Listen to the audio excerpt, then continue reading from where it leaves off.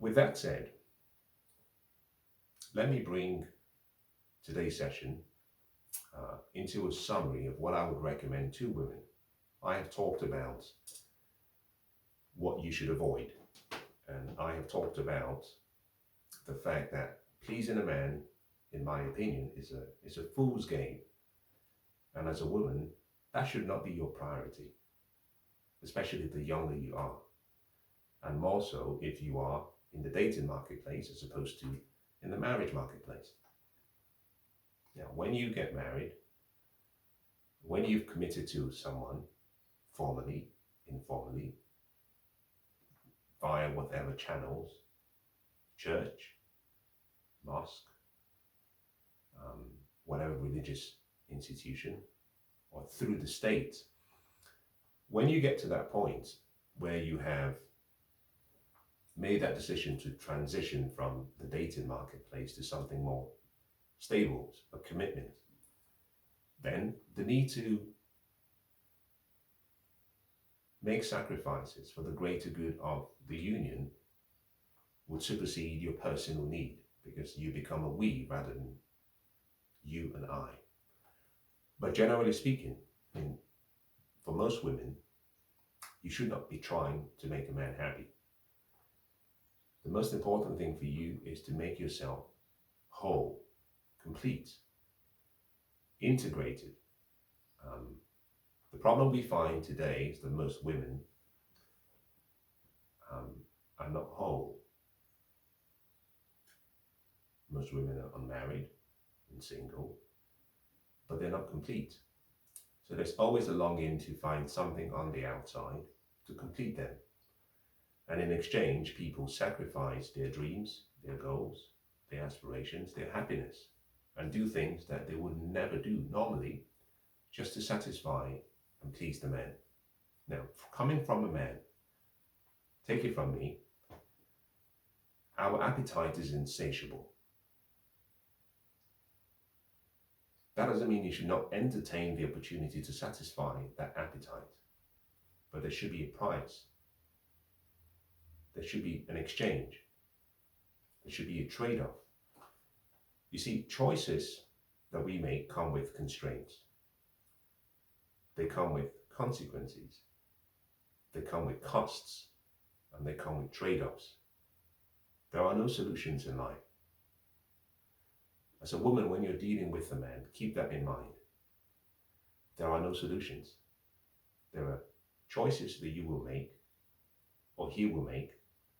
Those choices will come with constraints, consequences, costs, and therefore there will be trade-offs to be made, no solutions.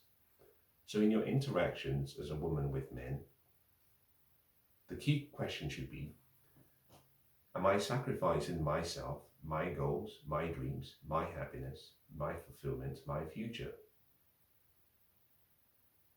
for this man?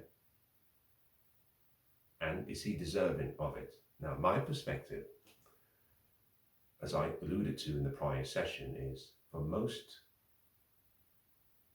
men, the answer would be no.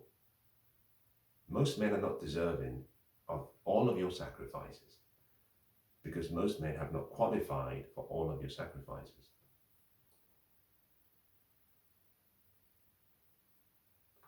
The way you know whether he's deserving of your sacrifice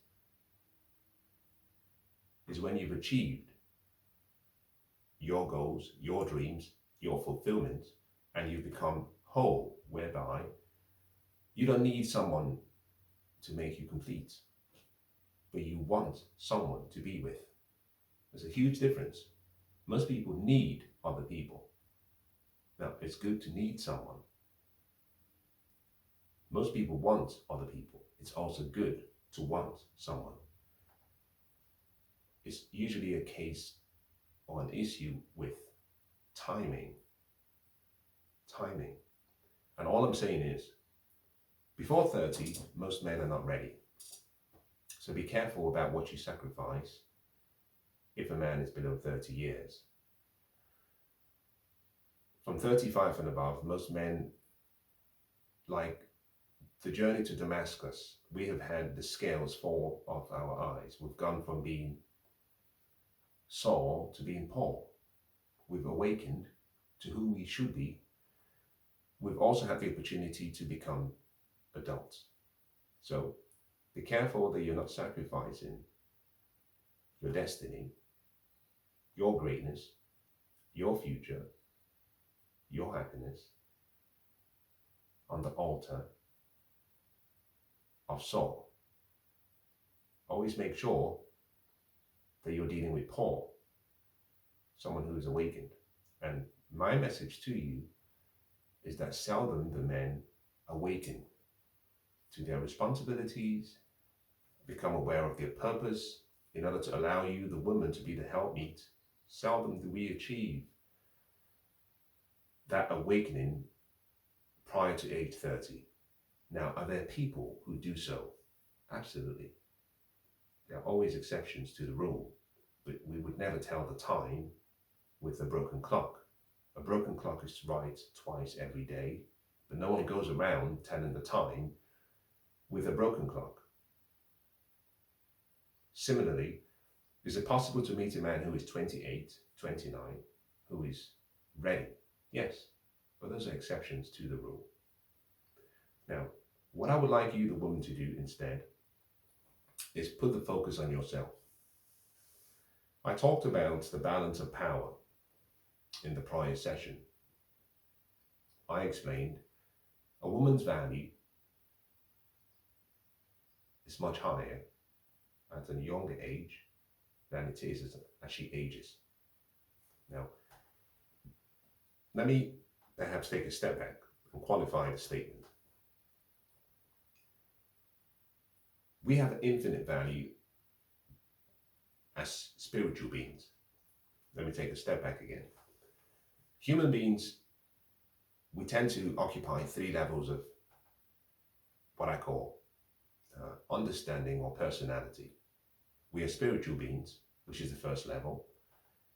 We live in a physical body, which is the lower level or the least important level. But we have an intellect and a mind, which is the intermediate level. Spiritual, mental, physical. We're spiritual beings, we live in a physical body, and we have a mind. The mind is how we bridge the gap between the physical limitations and what the spirit can do. Therefore, on the spiritual level, we have infinite value. There's greatness within every woman. For the mind, we have the same mind. There is only one mind. No one is born with a different type of mind. There is just one mind. With that mind, you can create whatever you want. We have similar intellectual faculties: imagination, perception, will, focus, memory, and the ability to reason, think. We all have the same thing. Physically, we are different. A woman's value to the society, to her family, and to the transcendental, obviously, does not diminish over time. We know that. The conversation is about sexual dynamics and intersexual dynamics, to be more precise and to be more specific. And in intersexual dynamics, everyone's value is not static. It's dynamic, it's fluid, primarily, because things happen along the way as time expands.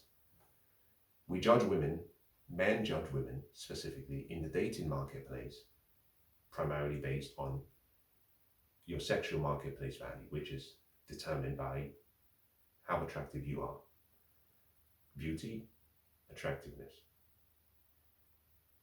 Your face, your facial features, how natural your facial features are, and sometimes how unnatural they might be. Your height, your weight, your size. Height to weight ratio, height to waist ratio. The separation in terms of symmetry between shoulders, hips, your belly, your legs, proportionality. All of that comes into the picture, into the equation, to form what we call your sexual marketplace value. Men generally want attractive women. Unfortunately, what makes you attractive is something you're born with, is inherent in you as a woman.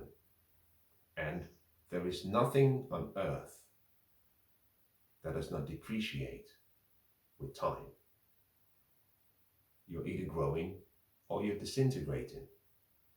And anything that has a finite life is disintegrating despite the efforts we attempt to retain and preserve its value. My favourite buildings in the UK are Georgian buildings. Georgian buildings predate Victorian buildings, which predate the Edwardian buildings. But even before the Georgian buildings, you had the Smith and Mary, you had the Elizabethan era and Elizabethan buildings, you have Tudor buildings. These buildings predate the Georgian buildings. Now, my preference is the Georgian buildings. From the Tudor or the Smith and Mary or the Elizabethan buildings, because they were built hundreds and hundreds of years ago, they are depreciating every day. And you have to do what we call reinvestments to keep the building intact. But there are very few buildings that date back to 200 BC, because time takes its toll and the building depreciates. Human beings are the same. We are born, we grow, we blossom, we mature, we start to decline, and then we die. A woman's beauty follows the same pathway, in the same way that a man's beauty follows the same trajectory. Same thing. Men judge women based on attractiveness. So the younger you are as a woman, the more value you have, because the more attractive you are. Generally speaking, irrespective of where the man resides, what culture he's born into, the melanin content in his skin, most men across the whole world generally say women between 21 and 25 are the most attractive. The plumpness of the skin, the lightness, the firmness, the beauty, even the innocence. Therefore, as you age, you lose value. Similarly, your reproductive fertility value, your ability to bring life, declines with time. Now, these are painful things to listen to, especially coming from a man.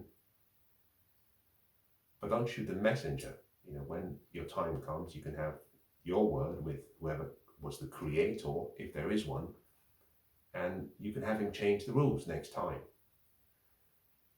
We know very well that from 18, a woman has the highest fertility value, both in terms of the quality, the quantity of eggs that she has.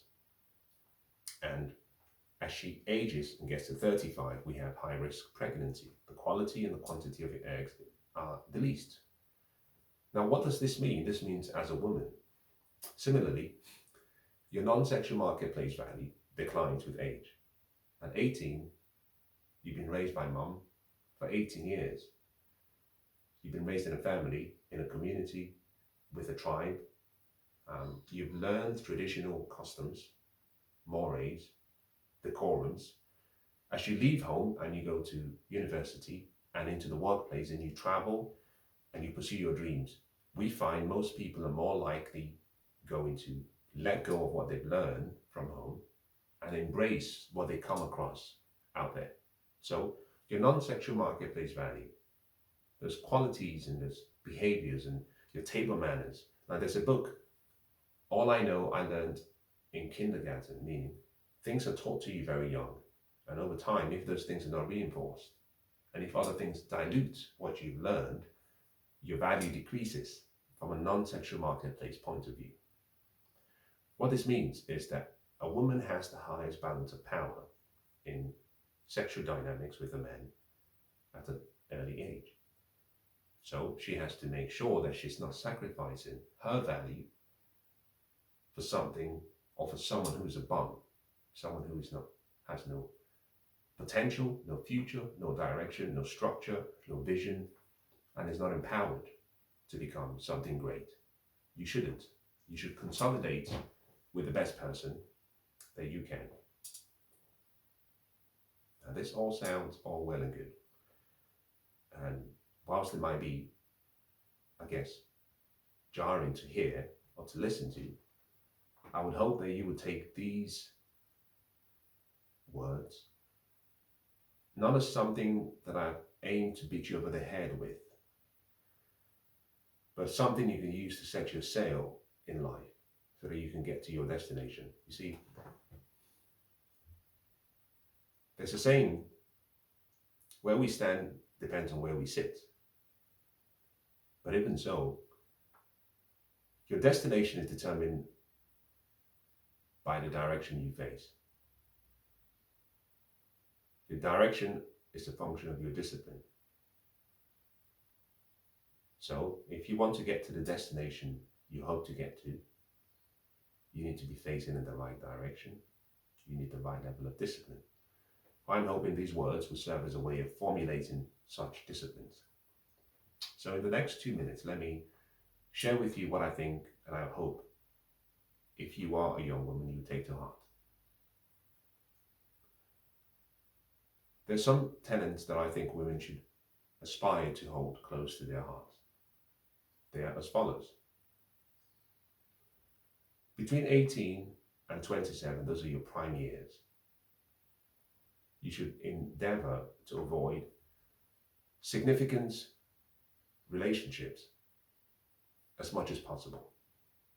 Number one, avoid having a baby before you get married. Preferably, do not get married, if you can, before 27, except for a few exceptions. Now, I'm not going to discuss those exceptions today, but there are a few exceptions. Number two, do not move in with a man before 27. Number three, do not have a one-off committed mono relationship with a man before 27. And here are the reasons. Between 18 and 22, you're doing college, preschool, etc. University, 20, you graduate from university, say at 23. So you've done your college and university, you graduated at 23. You need about 10,000 hours to become great at whatever you choose you want to pursue as a career. That translates to 2,000 hours every year, which takes 5 years. So, technically speaking, if you study from 18 to 22 and 23, you begin your journey of developing yourself, you will get to 27 and you would have achieved something for yourself. Your role, once you've done that, is then to start considering potentially finding someone